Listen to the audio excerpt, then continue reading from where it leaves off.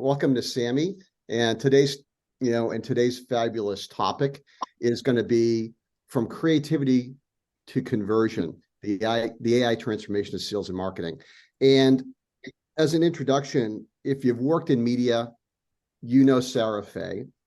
And if you've been part of the startup community, you know Sarah Fay. And if you've been involved in AI, you know Sarah Fay. So we're on to have Sarah here today sharing her insights on the challenges and opportunities of using AI across sales and marketing. And this is when Sarah and I discussed today's event, we had turned around. It's like, do we focus on sales? Do we focus on marketing? And Sarah made it very clear that this continuum, we have to look at this holistically. We have to go across the entire spectrum. For those of you who have joined, you've seen Sarah's impressive resume. She's run agencies. So we're going to have a little bit of agency talk. I know almost everybody on the call uses agencies, so that'll be important. She spearheaded digital transformation initiatives and continues to serve on company boards and led significant AI investments. So Sarah, just step back from the VC world, but I kind of feel like the Godfather 3. You can step out, but they're going to pull you back in, Sarah. So we'll see what happens with that. And for those of us in Boston, she's generously donated her time to entrepreneurs, and we need people like Sarah and the whole innovation. So today she's going to lead an interactive session on this topic. This is a critical topic. I think Ian mentioned earlier, there's a little bit of FOMO. And during the warm up to the call, we also realized that a lot of people, this is a very, very interesting thing. And somebody had quoted to me recently, a fool with a tool is still a fool. So let's not assume that, AI is going to turn around, and in the wrong hands, it can be very, very dangerous. In the right hands, it can be absolutely amazing. So today's topic, we're going to go through a lot of various things, what we're covering with AI. But this is going to be an interactive session. Sarah's going to open up with, just the intro and to get us warmed up. But given previous Sammy sessions, it's going to take off from there. So without further ado, Sarah, I want to welcome you and say thank you. It's been an honor working with you. This has been great. And so I'll let you take it from here. Thanks, Rob. I'd like to say that a great salesperson with AI can be an even greater salesperson. So we'll use that as the premise for using AI today. So thank you so much for having me. I learned a bit about Sammy over the past couple of months. One through my friend John Stone, who was on earlier.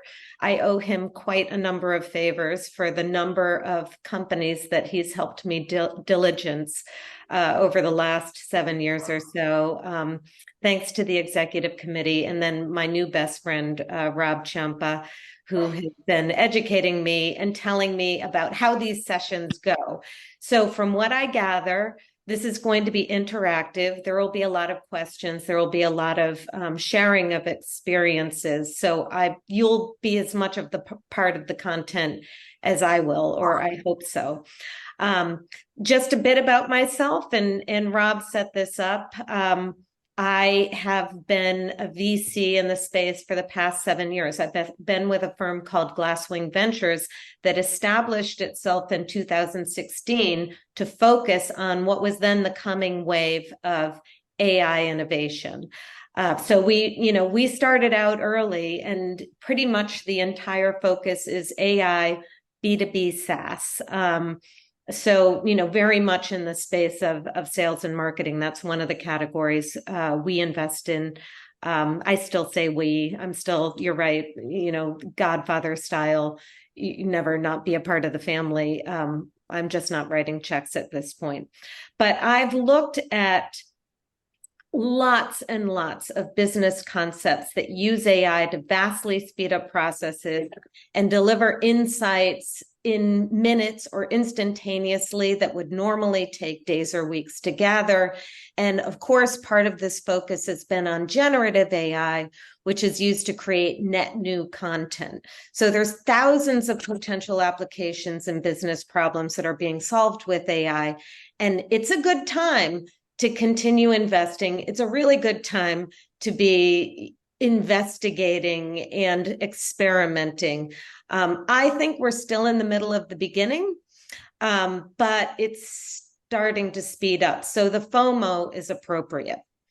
Also, as I'm sure is the case with a number of people here today, I lived through previous innovation waves, including the emergence of the internet, where I established and built one of the first large digital media and marketing agencies, Cara Interactive and Isobar. And then later we had the mobile and social waves, which offers some perspective on how the AI wave adoption has been similar, but also how it's different. And I'm sure many of you also have thoughts on this. I think the main thing to understand is that the shift is real and it's happening more quickly than in the past technology adoption waves. The AI wave is as substantial as the digital wave and perhaps more profound in the way it'll impact our lives and the way we conduct business. If I have anything to impart on you today, it's not to ignore AI tools. Get in the game, start experimenting if you haven't already, and think about how you can circumnavigate some of the most time-consuming parts of your sales and marketing processes. You do not want your competitors to be using AI while you do everything manually. Salesforce found that high-performing sales teams are 4.2 times more likely to use AI in their sales processes. AI-driven tools can increase sales productivity by 15% and lead to a 30% increase in customer satisfaction, according to McKinsey. Let's acknowledge something I think every salesperson is experiencing.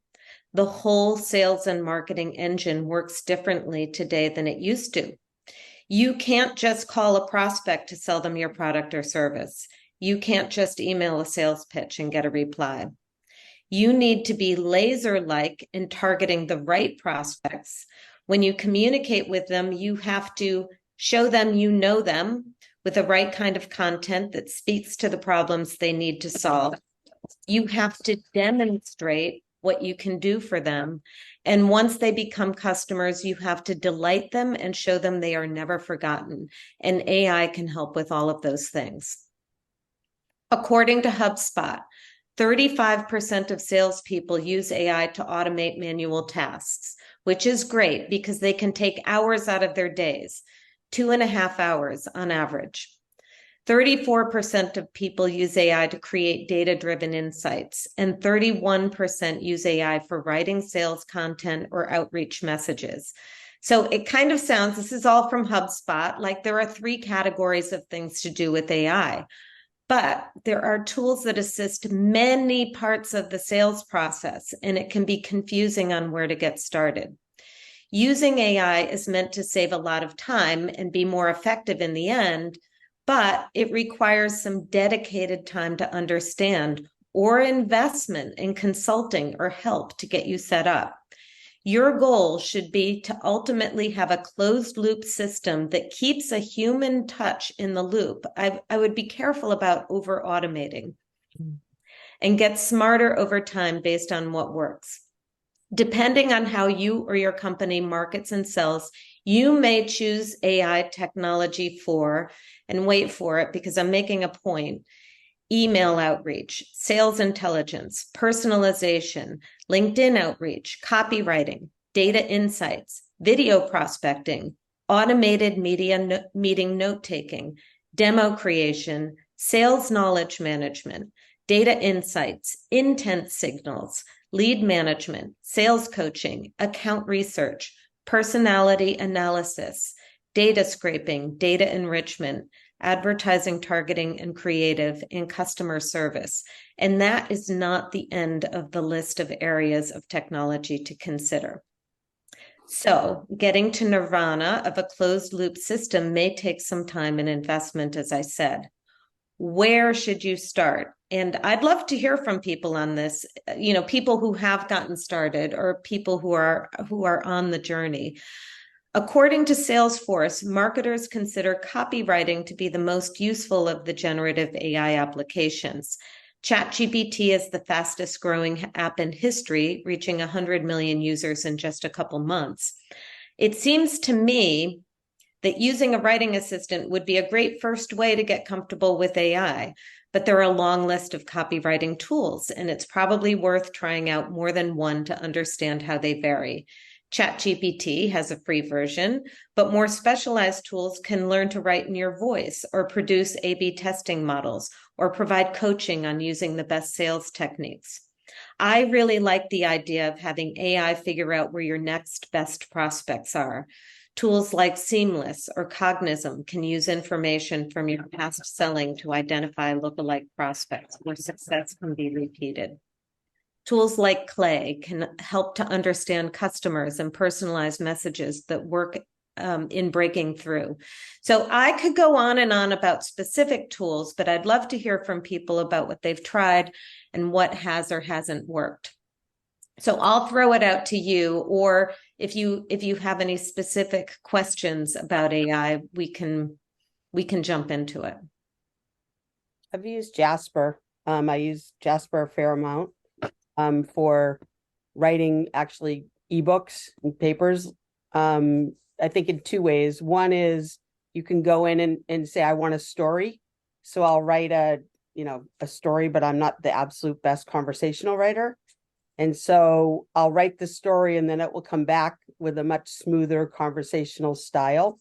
It also will give me, for ads, some good ideas for more creative headlines. So again, I do the first pass, but it can improve on my writing. What I've also used it for is to extend my writing. So I might write a 2-pager and I need a 8-pager, right? So it can then do 8 pages. And keep in mind, I still have to go through and re-edit it, right? It's not like done, but it still helps me save a lot of time to be able to create content faster and have new ideas, like for subject lines for, or for ads or things like that, so that I can try to get higher conversions.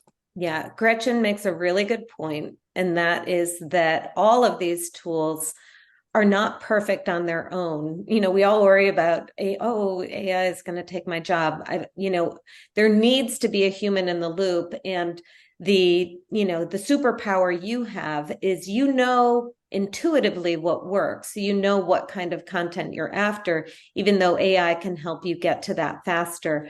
Jasper is a great tool, and I think a lot of companies use it at the enterprise level. I met the guy who heads up Wayfair's search team, which is actually their search is half of their budget. So that's like a super important part of the organization. And it's mostly engineers. But Jasper is, I think, a fundamental tool that they're using. One of the things they're using it for is to write landing pages for all their SKUs. And I think they have something like 25 million SKUs. So it could never humanly be done, right? But Jasper is writing the landing pages, and then they do have people checking out the landing pages to make sure that it's accurate. Perfect. Sarah, we get a question from Will. Well, not a question, but a comment. What I've been doing with ChatGPT is I've been creating specific avatar conversations in ChatGPT that then allow me to create customer journey maps. I can write content specifically for that avatar. So basically, I've got 4 different avatar conversations now that I've been building over time that allow me to sort of, it's as if I could do instant qualitative polling at any given time on particular customer segments. And that sits on your website? No, that's internally to me as I'm developing content and customer journey maps. Oh, okay.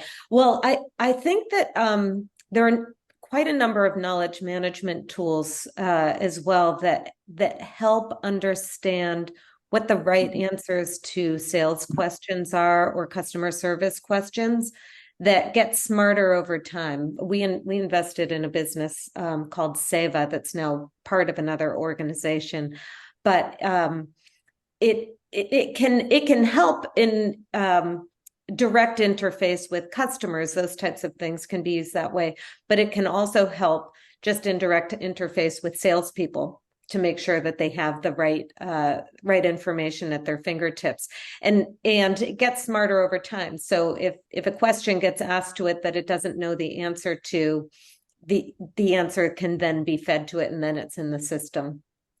But I think that's one of the things, is particularly for companies that have complex products or services to sell, that that helps the salespeople just be more knowledgeable and informed, so it empowers them to do a better job.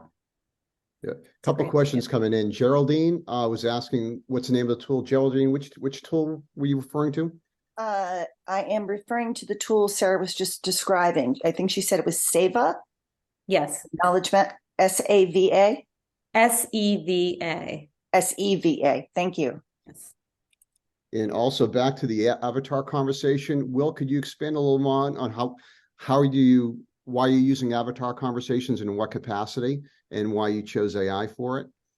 Sure. And I just answered New England High School in the comments, but it's my attempt to do what the great tools Sarah just mentioned do for free. It's my attempt to sort of do internally, because I've got two markets that are very new and very untested. There's some market research on it, but much of this, what I'm doing right now is building off of 20 years of particular industry experience in organizational change. And so I'm trying to create unique avatars for the market, and then find ways to do some A/B testing and do some customer journey mapping. So it's essentially my attempt to do internally, using only ChatGPT, what the great tools Sarah just mentioned do. I love the idea of using an avatar to communicate the message, because I think there is an element of that makes it more memorable. I have seen avatars used in really interesting ways in the media business too, where written content is converted to an avatar reading it. So almost like, you have written content that's turned into video content. And you would not know the avatars are not real people too. It's really, so Sarah, I want to go back to part of your opening, and this is based on your experience as well. If we use the words digital transformation, some people will get excited, other people will cringe. And so you made an analog to AI. So if we use the term AI transformation, and it's going to change over time, what did you learn from digital transformation that would help AI transformation? And for the people on this call, what they're going to want to do is take away something today. How do they begin their AI transformation journey? And is there one? Yeah. Well, look, I'm sure everybody on this call remembers the last transformation waves. John and I were both at firms back in the 90s that were early to web development and digital marketing. And, if you think back to those times, everything was pretty rudimentary. But if you were in it, you had a sense that this was important and that it was going to continue to move forward. It was not going to go away. And the companies that ignored it were steamrolled. That if you could wait a certain amount of time, but companies who waited too long to get in the game and to incorporate digital into their businesses, many of them didn't survive. So I think that's maybe part of the lesson here, is just to make sure you don't sit back too long.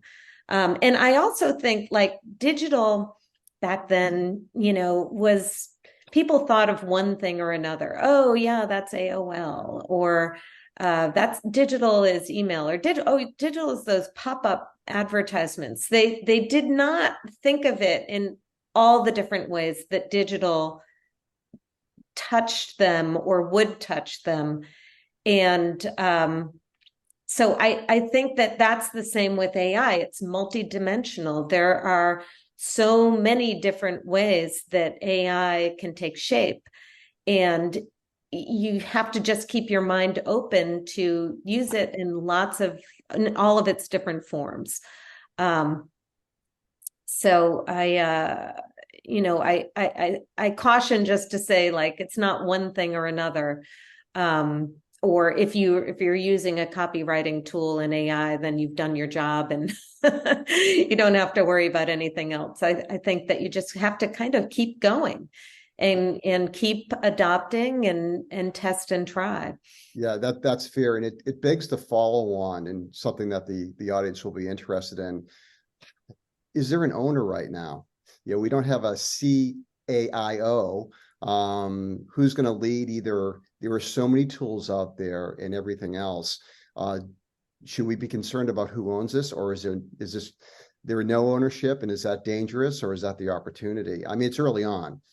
Well, look, I think everybody has to own it. But there are obviously going to be people in every organization who understand a little bit better, or who can act as the sounding board, or, be the go-to on these things.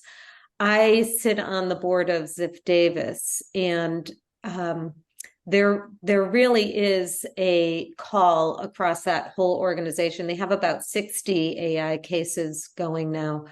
And they do have a CTO, and I would say he's at the epicenter, as well as they have a chief of staff she's kind of shepherding a lot of innovation ideas to the various divisions. But if you talk to anybody in that company, they will tell you what they're doing in AI. It's just not acceptable to not be doing anything. So they all know that they have to look for cases, and they have to change their business model to incorporate AI. Terrific. We've got a question from the Northeast Kingdom of Vermont. I think you know who that is. And the opportunity for a lot of us is search engine optimization in the SERPs. And John was asking about, how does this impact search? Are we going to have so much stuff going on with ChatGPT and the other LLMs that all of a sudden there's going to be this war between, Google and, companies using AI for search engine? How does this affect search engine? And, Sarah, chime in if anybody else is playing games with SERP. By all means, chime in. Well, I'll just say, I think that there's evidence that AI plus search is stronger. So, like, for instance, OpenAI is now paired with Bing, and the two are interconnected, and Bing's results, I know with Ziff Davis anyway, have gone up. So a lot of people think that that AI is going to be disruptive to search, that generative AI or things like ChatGPT will be the go-to instead of search. But I think that the two actually serve different purposes, and we see AI and search working together. So, for instance, like the Wayfair example, or I know another company that is using AI to create landing pages, like the example I described with Wayfair. People are using AI to pop search, or to make search more effective. So I wouldn't discount search or make it less important in your strategy anytime soon. I think it's going to continue to be important. Rob, if I could just add to that real quick. By all means, John. Just to clarify that question a little bit, that was a great answer, but I'm also curious on the flip side, if we have a client that's creating wonderful content, great pillar pages, deep content, and they're looking to have us shut down the crawler so that they can protect that content, so that content that they've written doesn't just show up embedded in a chat GPT with no attribution, no recognition of where it came from. All the hard work of creating optimized content pages are now kind of lost by having that information, free and disseminated across these other platforms. So I guess the question is, how does the brand protect its content and hard-earned search results in the context of this new environment? Yeah, I mean, there's big things afoot that will be a legal battle, I believe, in the future with the LLMs and existing content that they've crawled, and copyright issues. And I don't know what the the solution will be. It kind of feels like there will be some kind of licensing payment if they're allowed to crawl content in the end. But you can there is an action that you can take with the LLMs to say, or when you submit your content, to say don't crawl. So I'm not exactly sure how it works, but I know that we're taking these steps at Ziff Davis to make sure that that the content is protected.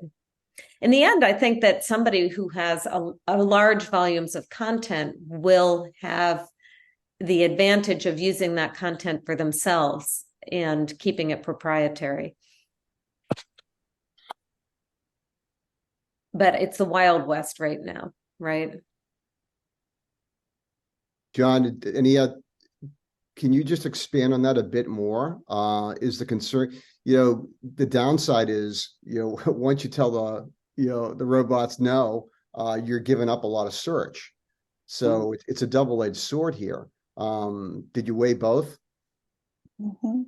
Yeah, and I'm not necessarily the expert on how to narrow the robots.txt file changes and so forth to just stop maybe the the AI type search engines and keep the regular search engine results coming through. But in this case, yeah, they've spent a lot of time and energy, and in fact their business, like Ziff Davis to a point, is deep content, in this case about Microsoft, and they don't want to see their content, hard-earned research content, just being displayed for free embedded in some chat GPT results. So how do they protect just that element? Or will these platforms provide attribution at some level down the road? And that seems unlikely. So that's kind of the dilemma. You want those search results, but you also want to protect.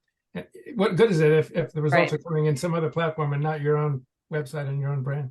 Right. I mean, clearly Google and the search engines make money off of other people's content by crawling them and providing search results. But there is a good, fair exchange because those search results drive traffic and interest back to those organizations.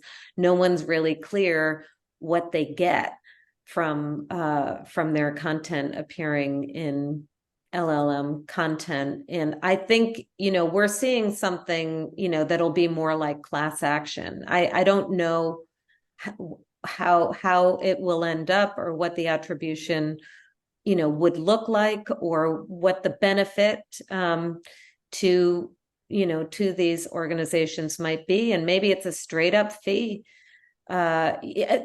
These things are going to come home to roost at some point. I don't know if you know it, but like just to provide for the LLMs to provide the kinds of answers they do, it's about 80 times more expensive than a search result.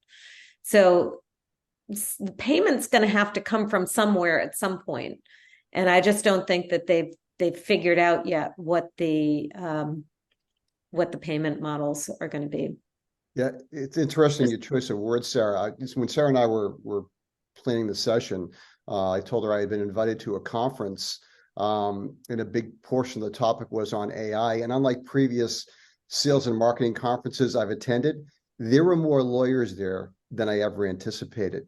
So Sarah, are you seeing a lot of your work over the past decade in the AI space? You use the word class action in a broad sense, but should we be concerned about legal? And is there something we can do to protect ourselves in our organizations right now legally? Well, I mean, you do have to think about how you're using data. And I think that you can do that through the partners you work with. I mean, most of them have thought through what their data strategies are and how they're compliant with things like CCPA or GDPR. But you want to make sure that you're not crossing any lines. Privacy, I would say, is sort of the big concern of sales and marketing businesses. If you want to geek out on it, there is the universal guidelines for AI, and you can just go down the list and say, okay, what am I doing here? And am am I violating anything? Actually, Glasswing invested in a platform to ensure ethical AI is followed. And I mean, for insurance companies and things like that, I think it's, more for bigger enterprises. But to make sure all the boxes are ticked, companies definitely need to think about these things. So, I think that if you use off-the-shelf technologies, it's likely you're protected.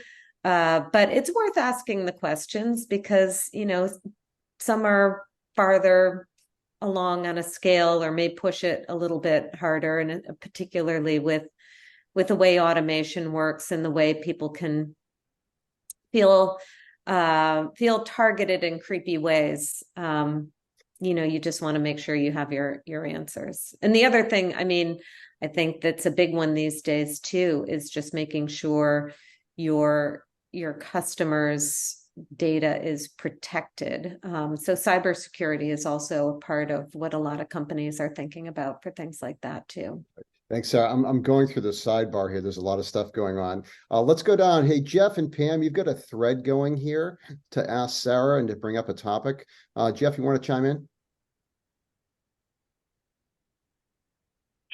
Sure. I haven't. This is Jeff Ernst. Am I the right Jeff? I think there's a few of us. Okay. Hey there, Rob. Hey, Sarah. Yeah. So the topic that I don't know if it's within the scope here, because I know we've been talking about what sales and marketing people are doing to use in generative AI in particular, but I'm coming at it from the opposite, point of view, which is from the buyer's point of view. And how do sales and marketing people need to adapt to this new buyer-seller paradigm? Because what I'm finding in the buyer research that I do, I'm learning a lot about how buyers now are using AI to educate themselves so that they don't have to talk to our sales reps and don't have to consume our marketing messages. And they're trying to educate themselves much earlier in that process, before they were even in a buying process, but more when they're still in their problem solving process. And just as an example, they're using AI to ask questions and get data on things like how have companies, and I'll use ERP systems as an example, buying an ERP system, since we all know what they are, right? And so they're using AI to find out things like how have companies decided that they need to replace their ERP system, and how have they gone about getting their whole executive team aligned on this need, and that now is the time to do it, and how do they overcome the resistance that some people present, and then what are the biggest obstacles that they run into when they're migrating from one ERP to another. So this is the type of stuff that they're asking, and so I'm starting to generate AI capabilities now that can allow people to ask those types of questions and get those answers, right? Which again, I think we can't lose sight of that. We can do all we want with our sales messaging, but if we're not adapting to how buyers are changing and how the buyer-seller paradigm will change and accelerate that change with AI, then we might be missing the boat. I 100% agree with you. And that was actually one of the things that I talked about in my setup, is that buying and selling doesn't really work the same anymore. It is much more about intersecting with the buyer on the terms that they want, and at the point that they're looking for information. It's the whole inbound marketing thing, and it's content-based marketing like you're talking about. And I'm not sure if what you're saying is the way you're using AI is allowing them to ask a question just like you would to an LLM, and that would be produced, or whether you're just they're understanding what their activities are, either on your website, on your competitor's website. There's certainly services out there, particularly in the technology space, that can tell a salesperson when their prospective customer is on their website what they're looking at and what other competitors are looking at, and the time is now to get in touch with them. I think that AI is definitely being used to target people in very singular ways that way. There's a bigger issue about Web3 here. Can I chime in on that? By all means. So what got us to Web 2 is not going to get us to Web 3. We're not doing Web 3 yet because it freaks the hell out of people. Decentralization scares the crap out of every CFO and every CEO. What we've learned in all of our wonderful experiences is to control our business and to take the top of the pyramid. Web 3 is not that. It's not a pyramid. It is a circle. It is holistic. It is decentralized. It is ultimately a cooperative economy, and we're not there yet because we can't get our control out of the way. So when you're talking about customer centric and buyer centric, and Jeff, I totally agree with you, and I think this is key to this Sammy conversation. What we need to do is not just look at the utopian future, but literally what can happen right now with businesses that are already doing cooperative royalties and loyalties and those kinds of revenue sharing. That is the next big opportunity. Companies who already buy into this holistic, not control, let some stuff go, maybe lower your margin, but share more, right, exponentially, because of the key elements of blockchain. I might have buried that lead. I didn't mean to. It is identification. It's decentralization. It's all these scary methods that can make AI advance faster and more efficiently because we're not all trying to control everything. So somewhere David, in there, are they going to make AI advance? You, you brought up blockchain and Web3, and one could argue they've kind of stalled. And so, I'll turn this into a question for Sarah. Did you see during your time, building on David's point, these other areas like Web3 and blockchain, did you see any AI stuff emerging from your investment world tying into that at all? Yeah. I mean, I wouldn't say blockchain has stalled. I think that blockchain is a very sort of like useful element to a lot of businesses, particularly where privacy is important, or companies are trying to get to answers without sharing data that can't be shared. Just like, and that blockchain can be used in like so many different, but it often is at work where there is also AI.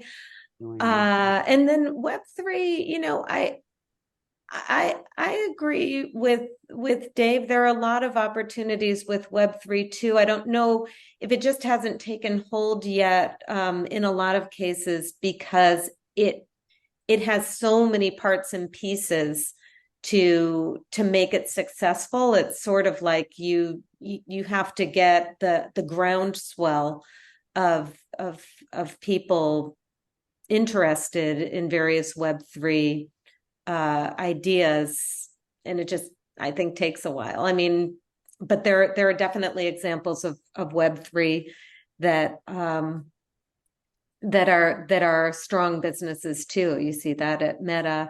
We invested in a business called Inrupt, which allows people to control of their own data.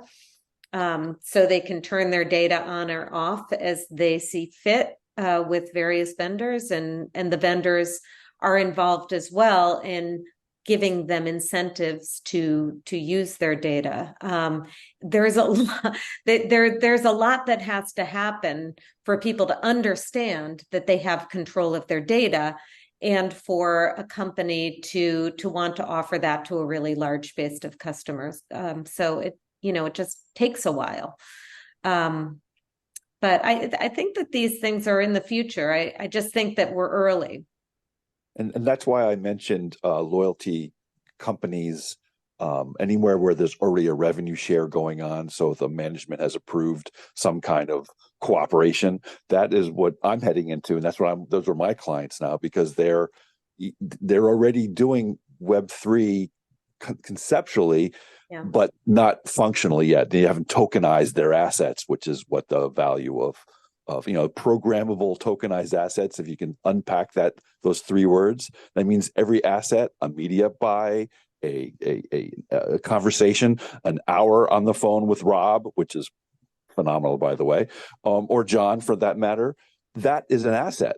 And now imagine it being programmable. That asset, that meeting with Rob, can be voted on, shared, fractionally owned. Just you let your mind expand to what programmable, tokenized assets mean, and that should be what we're all focusing on, because it's seamless, and all the value of this that we're trying to do in Sammy is increase value, and this is what's happening. Exactly. And it's, I think, in probably a lot of these cases, it's a really practical application for cryptocurrency too. Yeah, exactly. All right, I want to bring which has not gone away. Even though it's that's the dark side. Yeah. All right, let's bring this back because there's a lot of questions here. I want to make sure we're hitting them. This comes from Debbie. She was asking about how do you convince your CISO or your VP of IT allowing AI tools in the network? So even though we're saying, hey, let's do this, apparently there's a stream where you keep this stuff off the net, off our network. How do we deal with that? Yeah. Well, I mean, CISOs should be using AI more than anybody because most of the cybersecurity tools are AI enabled, or they should be, because the bad guys are AI enabled. So you can't really even use manual processes to control a network. So that's one argument. And I guess I don't know enough about what kind of AI you're trying to convince the CISO to use, or whether it's sort of like building it into your infrastructure. There's a lot of off-the-shelf tools that you shouldn't have to convince anybody to use, like that are outside of the ecosystem of the company network. I would say I'd start with those. And start to get expert in using some tools so you can explain the benefits.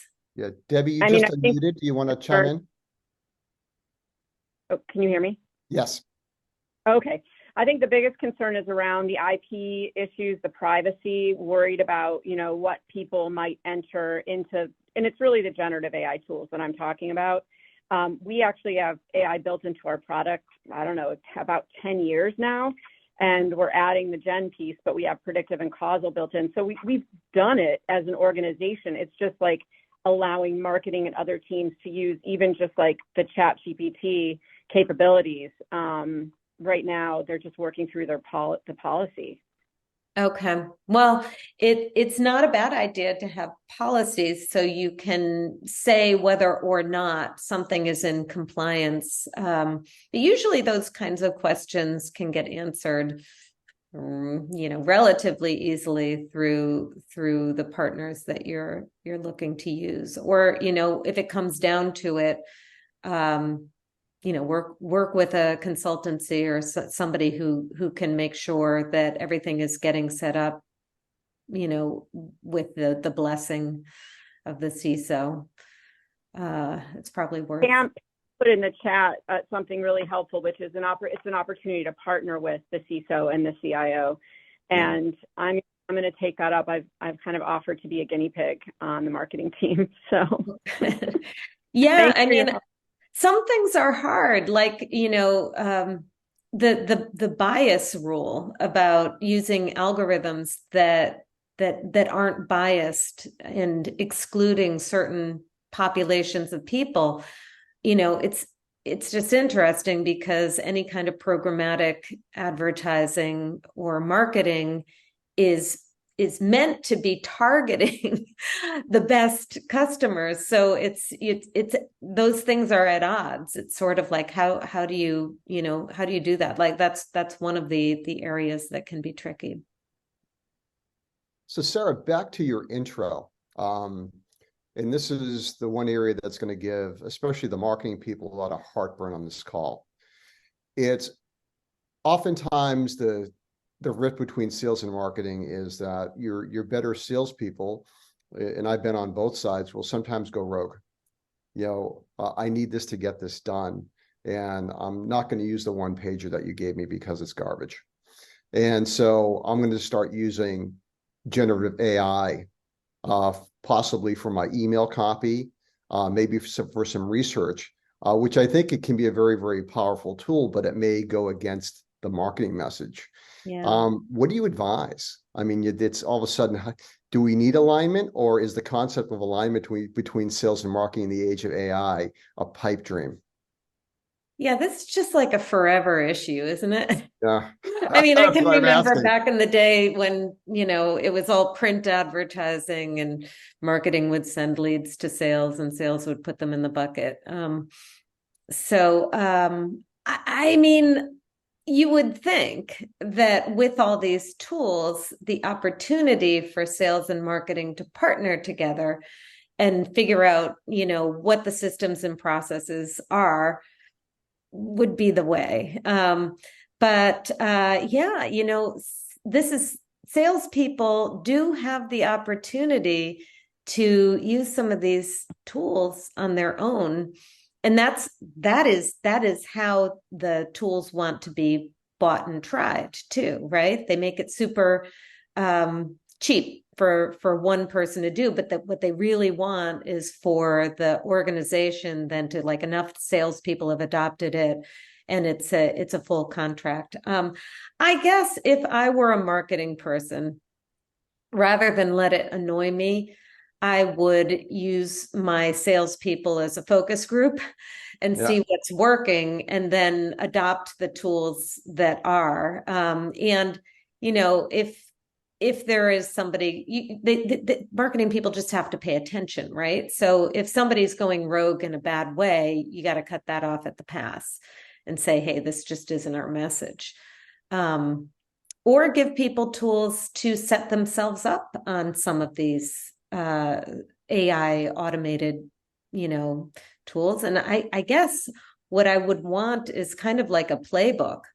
So if you're going to try these things, here's the general message that you need to stick to.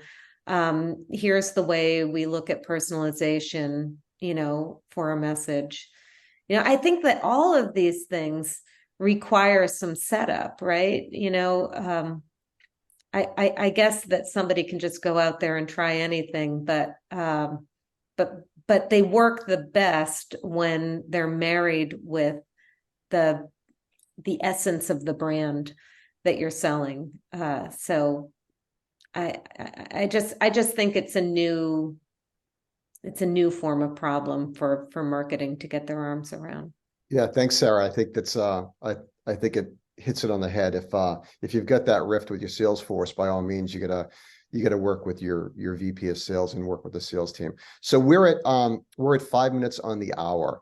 We've had a ton of questions. Obviously, feel free to connect with Sarah on LinkedIn if you think there's going to be some other stuff there. But Sarah, I want to just take a couple minutes just to give you a chance to wrap up. You've had some questions here. Other thoughts and takeaways before we wrap up today. Yes, I just wanted I was just going to put this in chat, but in order to link in with me, you need my email address. So I'll just tell you, it's sarah.fay@gmail.com.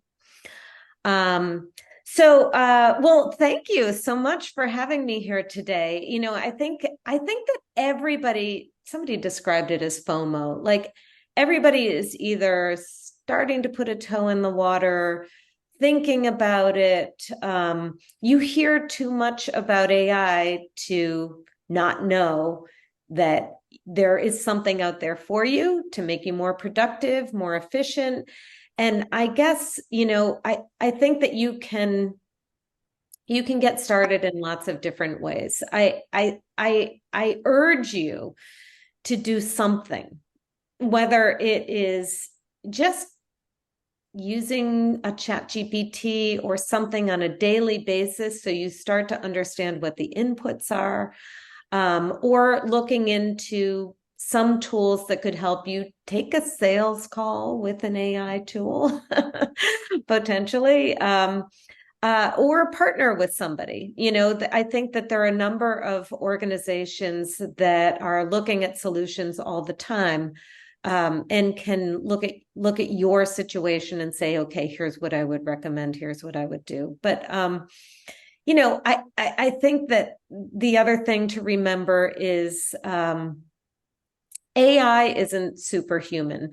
You are superhuman with AI. And it is important to remember that when using these tools, it still takes an expert mind to look at what it's producing and to verify that it's the right way you want to express your brand, your company, and yourself with people. So I don't know. I guess it's your coach here. Get out there and test and try some things. This is terrific. Sarah, thank you. This has been great. I'm going to turn it over to Pam for some closing, but on behalf of everybody, this has been terrific. And Sarah, your insights, you've forgotten more than most of us will actually ever know. So big thank you on that, your insights. So Pam, back to you.